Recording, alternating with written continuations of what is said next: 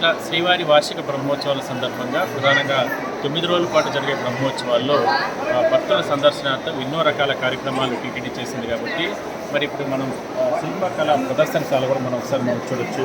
స్వామివారికి సంబంధించి ఇట్లా టీటీడీ అధికారులు కావచ్చు, టీటీడీ ఉద్యానవన శాఖ, అదేవిధంగా వీళ్ళందరూ కూడా ఇక్కడ ఏర్పాటు చేయడం జరిగింది.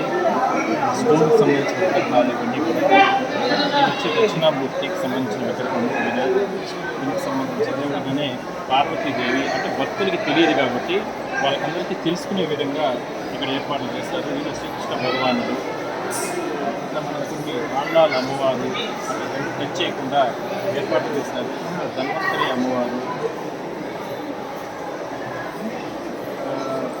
అంటే గతంలో అప్పట్లో ఏ విధంగా ఆలయానికి సంబంధించిన నిర్మాణాలు చేశారో వాటన్నిటి కూడా విగ్రహాలకు సంబంధించి కావచ్చు వాటన్నిటి కూడా ఏర్పాటు చేయడం జరిగింది. ఇక్కడ గోపాలకృష్ణుడు, లక్ష్మీదేవి అమ్మవారు, సేన విష్ణుమూర్తి, స్వామివారి మహావిష్ణువు రూపంలో స్వామివారు ఏ విధంగా ఉంటారో ఆ సేన విష్ణుమూర్తి, కాళీయ మర్దనుడు, ఇట్లా చాలా డిఫరెంట్గా చాలా అద్భుతంగా ఇక్కడ ఆలయానికి సంబంధించి మనకు ట్రెడిషనల్ పెయింటింగ్స్ ఇవన్నీ కూడా ఆ పెయింటింగ్స్ అన్నీ కూడా టీటీడీ అంటే వీళ్ళందరూ కూడా ఏర్పాటు చేయడం జరిగింది.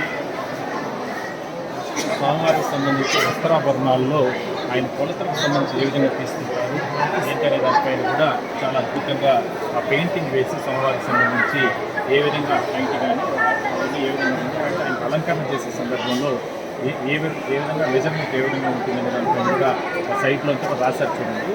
అంటే స్వామివారికి అలంకరణ అంటే ఆయనకు సంబంధించి వస్త్ర అలంకరణ చేసే సందర్భంలో చాలా జాగ్రత్తలు తీసుకుని చాలా అద్భుతంగా ఇలాంటి కార్యక్రమాలన్నీ కూడా చేస్తూ ఉంటుంది.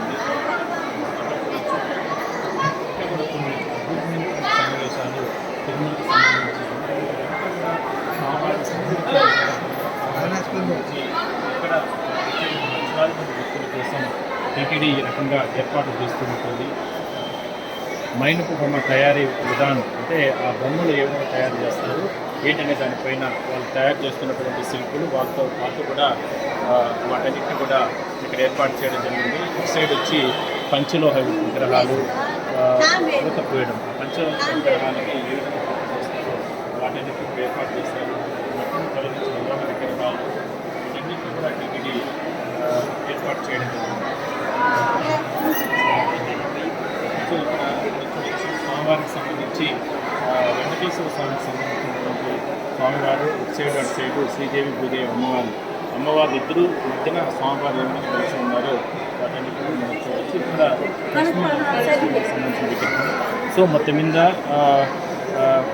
భక్తుల సందర్శన రకరకాలుగా ఏర్పాట్లు చేస్తూ ఉంటుంది టీటీడీ. అందులో భాగంగానే ఈ రకంగా ఈ ప్రదర్శన కూడా టీటీడీ ఎంతో ఉద్యానవనానికి సంబంధించిన ప్రదర్శన కూడా ఈ రకంగా ఫోటో ఎగ్జిబిషన్ కానీ విగ్రహాల ప్రదర్శన కానీ ఇవన్నీ కూడా టీటీడీ భక్తుల సందర్శనతో ఏర్పాటు చేయడం జరిగింది.